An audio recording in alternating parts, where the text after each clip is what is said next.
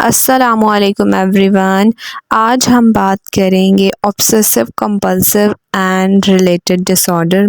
Obsessive compulsive and related disorder को discuss करेंगे, इसके सिम्टम्स, इसके कॉजेज़ और इसके ट्रीटमेंट पे बात करेंगे। Obsessive compulsive and related disorders की टाइप्स देखेंगे। Obsessive compulsive and related disorder में जो है वो हमारे पास जो फर्स्ट डिसऑर्डर है वो है obsessive compulsive disorder. Second disorder है बॉडी डिस्मॉर्फिक डिसऑर्डर। थर्ड है होर्डिंग डिसऑर्डर। फोर्थ है ट्रिक्टोटिलोमीनिया जिसको हेयर पुलिंग डिसऑर्डर कहते हैं। इसके अलावा एक्सक्रिएशन जो कि स्किन पिकिंग डिसऑर्डर है। इन सब डिसऑर्डर पे हम वन बाय वन बात करेंगे।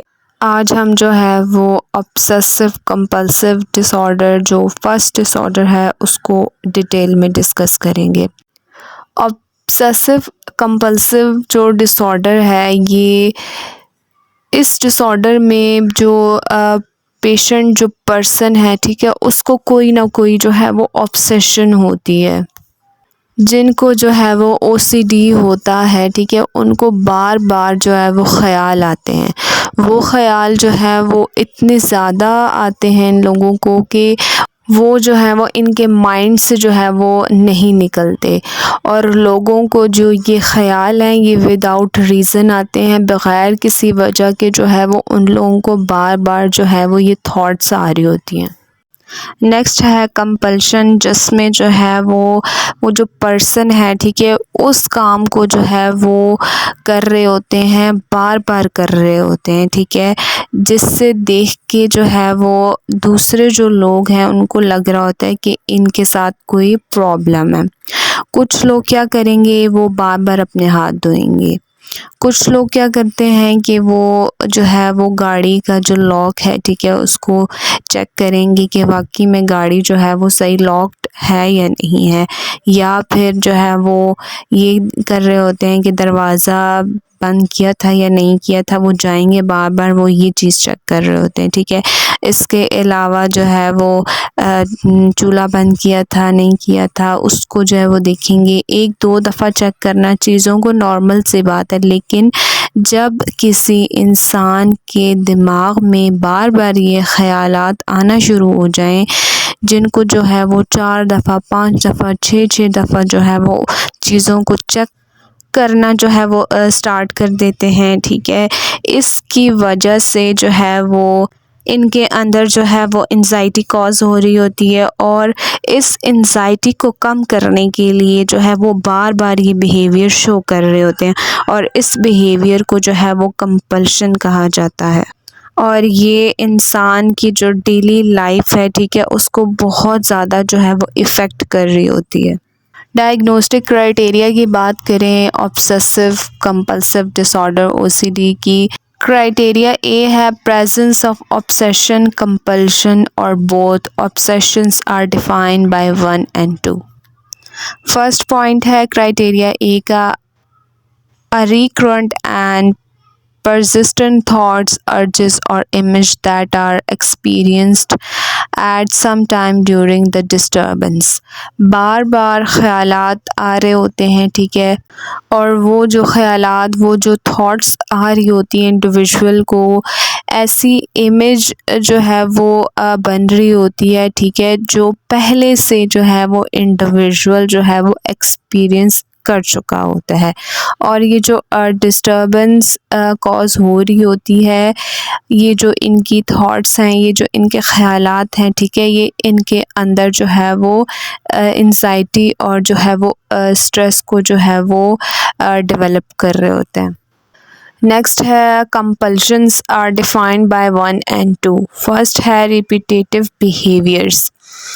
इसमें जो इनका बिहेवियर है, ठीक है, बिहेवियर को जो है वो बार बार ये लोग रिपीट कर रहे होंगे, ठीक है, जिसमें फॉर एग्ज़ाम्पल हैंड वॉशिंग, ठीक है, बार बार हाथ धोएंगे। कोई चीज़ जो है वो ऑर्डर के हिसाब से नहीं रखी हुई, ठीक है, उनको जो है वो ऑर्डर करें, उनको जो है वो अपनी जगह पे जो है वो प्लेस करेंगे, ठीक है, ऑर्डर से रखेंगे चीज़ों को। इसके अलावा चेकिंग, हर चीज़ को जो है वो बार बार चेक कर रहे होंगे।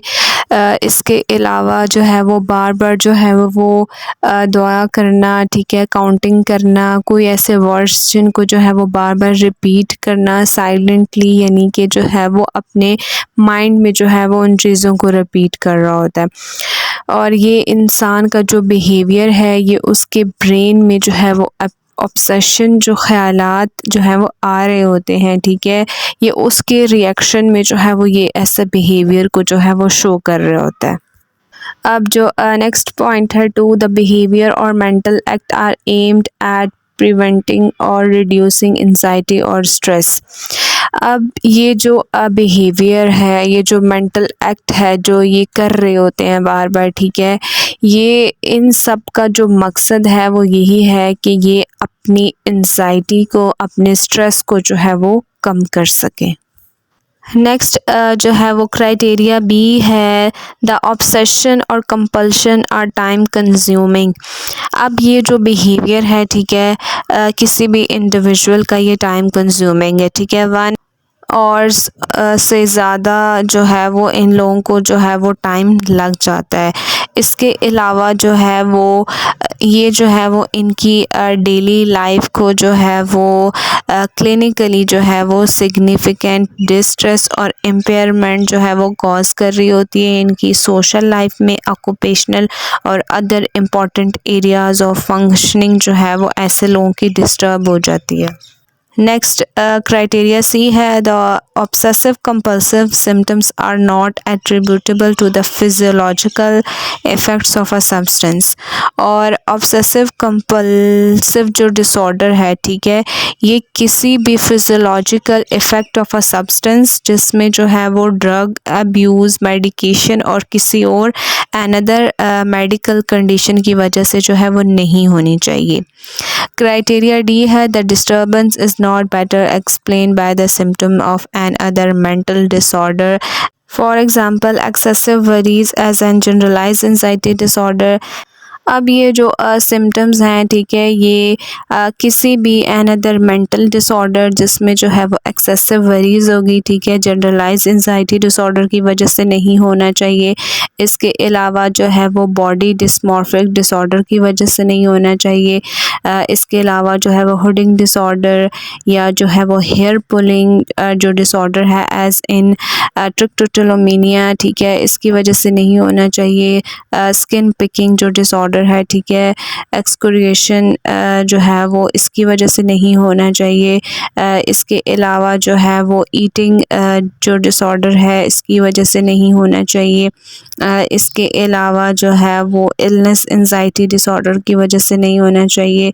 इसके अलावा जो है वो मेजर डिप्रेसिव डिसऑर्डर की वजह से नहीं होना चाहिए। Delusional preoccupations, schizophrenia spectrum and other psychotic disorders की वजह से नहीं होना चाहिए। Repetitive pattern of behaviour is an autism spectrum disorder इसकी वजह से नहीं होना चाहिए। अगर इनकी वजह से होगा तो फिर जो है वो हम जो हमारा क्लाइंट है, ठीक है, उसको हम OCD ऑब्सेसिव कंपल्सिव डिसऑर्डर जो है वो डायग्नोज नहीं करेंगे। कॉजेज़ की बात करें OCD डिसऑर्डर की, तो कॉजेज़ में जो है वो जेनेटिक्स एंड फिजियोलॉजिकल फैक्टर्स जो है वो अपना रोल प्ले कर सकते हैं, ठीक है।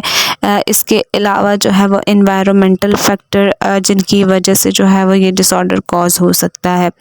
इसके अलावा अगर ट्रीटमेंट की बात करें तो ट्रीटमेंट में जो है वो साइकोथेरेपी एंड मेडिकेशन जो है वो दोनों को यूज़ किया जाता है। साइकोथेरेपी में जो है वो CBT जो है वो की जाती है, कॉग्निटिव बिहेवियरल थेरेपी, जिसमें जो इंडिविजुअल जो क्लाइंट है, ठीक है, उसके माइंड में जो थॉट्स आ रही होती हैं, ठीक है, उनको चेंज करना।